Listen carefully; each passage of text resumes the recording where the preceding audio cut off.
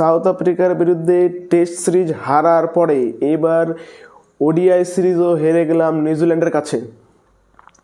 3 ম্যাচের এই সিরিজে নিউজিল্যান্ড 2-1 জিতে নিল এই সিরিজ এবং তারা প্রথমবারের মতন ইন্ডিয়ার মাটিতে নিজেদের প্রথম ওডিআই সিরিজ জিতল এবং ব্যর্থ চলে গেল বিরাট কোহলির অনবদ্য 124 রানের ইনিংস।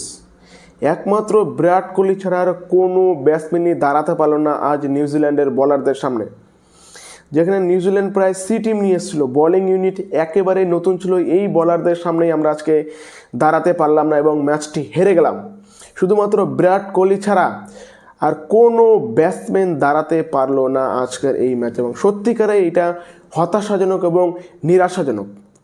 এখন যেন এটা আমাদের একটা অভ্যাসে পরিণত হয়ে যাচ্ছে গৌতম গম্ভীরের আন্ডারে ঘরের মাঠে সিরিজ হারা, যেটা আমরা প্রায় বিগত 1 দশক ধরেই ঘরের মাঠে সিরিজ না হারার যে আমাদের একটা রেকর্ড ছিল, সেই রেকর্ডগুলো ধীরে ধীরে ভাঙতে শুরু করেছে। প্রায় 14 বছর পরে ঘরের মাঠে আজ আবারও ইন্ডিয়া হেরে গেল ওডিআই সিরিজ। সত্যি খারাপ লাগছে। 3 ম্যাচের সিরিজে প্রথম 2 ম্যাচে একটি নিউজিল্যান্ড এবং একটি ইন্ডিয়া তো জিতেই ছিল। ফার্স্ট ম্যাচ ইন্ডিয়া জিতে, সেকেন্ড ম্যাচ জিতে নিউজিল্যান্ড, কিন্তু আজ ছিল থার্ড ম্যাচ এবং আজ ছিল সিরিজ ডিসাইডার। তাই সেখানে ইন্ডিয়া প্রথমে টসে জিতে বোলিং নেয় এবং বোলিং নিয়ে প্রথমেই 53 রানে 3 উইকেট পড়ে যায় নিউজিল্যান্ডের এবং সেটা দেখে আমরা ভেবেছিলাম হয়তো আজও হয়তো নিউজিল্যান্ড 200 রান বা 250 রানের মধ্যেই প্যাকেট হয়ে যাবে এবং আমরা অনায়াসেই ম্যাচটি জিতে নেব। কিন্তু না, এই ড্রাইল মিচেল এবং গ্লেন ফিলিপস দুজনেই একেবারে দুটো century, double century. Glenn Phillips 100 run এবং ড্রাইল মিচেল 137 রান, তাদের দুজনের 200 রানের পার্টনারশিপে একেবারে খেলা ঘুরিয়ে দেয় এবং শেষের দিকে ক্যাপ্টেন ব্রেসওয়েলের একটা কেমিও ইনিংসে একেবারে খেলা চলে যায় নিউজিল্যান্ডের দিকে এবং তারা 337 রান করে, যেখানে বোলিংয়ে হর্ষিত রানা এবং মোহাম্মদ সিরাজ আর অর্শদীপ সিং ছাড়া আর কেউই সেরকমভাবে ভালো বোলিং করতে পারেনি। হর্ষিত রানা রান দিলেও কিন্তু সে 3টি উইকেট নেয়। অন্যদিকে মোহাম্মদ সিরাজ একমাত্র বোলার যে কিনা 5-এরও নিচে রান দিয়েছে এই পুরো ম্যাচটাতে এবং অর্শদীপ সিংও 3টি উইকেট নেয়। কিন্তু আমাদের প্রিমিয়াম স্পিনার দুজন রবীন্দ্র জাডেজা এবং কুলদীপ যাদব এই সিরিজে যেন একেবারে ছন্ন ছাড়া হয়ে গিয়েছে। ড্রাইল মিচেলের সামনে এদেরকে বোলিংয়ে আনা যাচ্ছিল না, যেখানে নিউজিল্যান্ডের গ্লেন ফিলিপসকে দিয়ে নিউজিল্যান্ড 8 ওভার বোলিং করায় এবং তাছাড়া একটা নতুন স্পিনার বোলিংকে দিয়ে তারা পুরো 10 ওভার বোলিং করেছে। তারা সেকেন্ড ইনিংসে এসে 18 ওভার স্পিন বোলিং ব্যবহার করেছে, কিন্তু আমরা সেখানে পারলাম না। আমরা মাত্র 6-12 ওভার স্পিন বোলিং ইউজ করলাম, যেখানে আমাদের স্পিনার তাদের স্পিনার থেকে বেশি অভিজ্ঞ, বেশি স্কিলফুল। রবীন্দ্র জাডেজা এবং কুলদীপ যাদব দুজনেই ব্যর্থ হয়ে গেল আজকের এই ম্যাচে। শুধুমাত্র আজকের ম্যাচে নয়, পুরো সিরিজ জুড়ে ড্রাইল মিচেলের সামনে আমাদের স্পিনার জন্য একেবারে চুনোপুটি হয়ে গেছে। সত্যিই খারাপ লাগছে। যেই স্পিনারদের আমাদের এত সুন্দর স্ট্যান্ডার্ড, সেই স্পিনাররা হঠাৎ করে যেন ছন্ন ছাড়া হয়ে গেল। আর ড্রাইল মিচেল, স্যালুট ভাই আপনাকে, যেইভাবে ইনি খেলে। ফার্স্ট ম্যাচে সেঞ্চুরি মিস 84 রান, সেকেন্ড ম্যাচে সেঞ্চুরি করে ম্যাচ জেতালো, আজকেও সেঞ্চুরি করে ম্যাচ জেতালো এবং শুধু সেঞ্চুরি করে থেমে যায়নি, ফিল্ডিংয়ে যে এফোর্টগুলো নিউজিল্যান্ড দেয় সেটা মানে সত্যিই অসাধারণ। অলরেডি নিউজিল্যান্ড তো ফিল্ডিং করে 20 থেকে 25 রান বাঁচিয়ে ফেলে প্রতিটা ম্যাচে, যেটা আমাদের এশিয়ান কান্ট্রিগুলো পারে না। কিন্তু এশিয়ান কান্ট্রির ফিল্ডিং একেবারে উইক, যেগুলো আমরা নিউজিল্যান্ড, সাউথ আফ্রিকার দেখতে পারি, অস্ট্রেলিয়ার দেখতে পারি ফিল্ডারদের মধ্যে। এই 337 রানের টার্গেট চেস করতে নেমে প্রথমে আমরা হারিয়ে ফেলি রোহিত শর্মা, শুভমান গিল, শ্রেয়স আয়ার এবং কেএল রাহুল।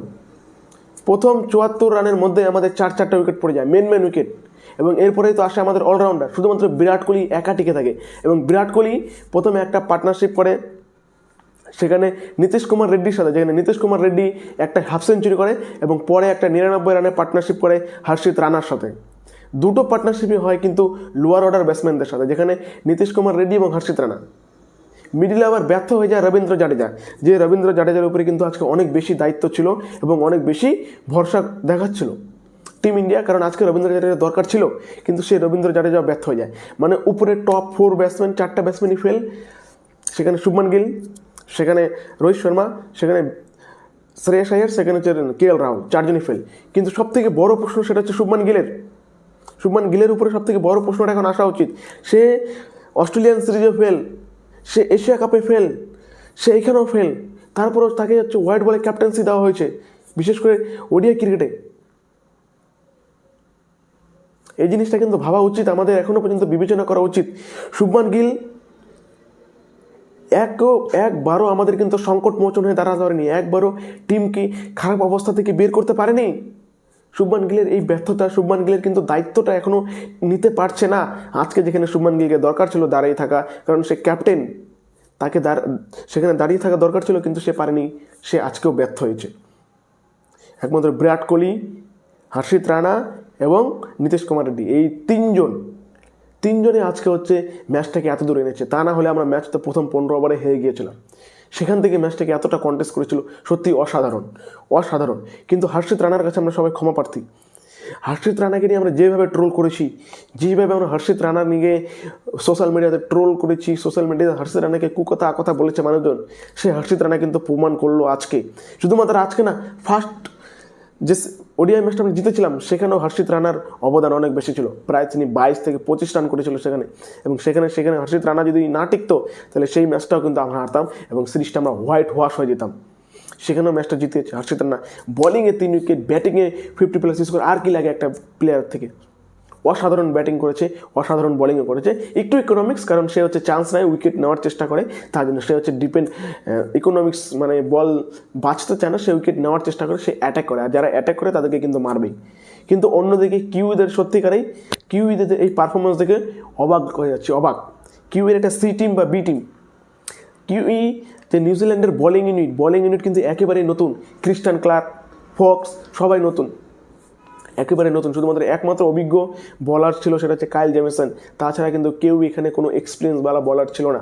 সেই কাইল জেমিসনের সাথে সাথে যেভাবে পুরো ইউনিটটাকে চালিয়েছে ক্যাপ্টেন ম্যাচেল ব্রেসওয়েল, ড্রেল মিচেল এবং গ্লেন ফিলিপস, এই সিনিয়ররা অসাধারণভাবে খেলেছে। তারা একেবারে ইউনিট হয়ে খেলছেন, তাদের ইউনিটি হয়ে খেলেছে, যেটা আমরা ব্যর্থ হয়েছি আজকের ম্যাচে।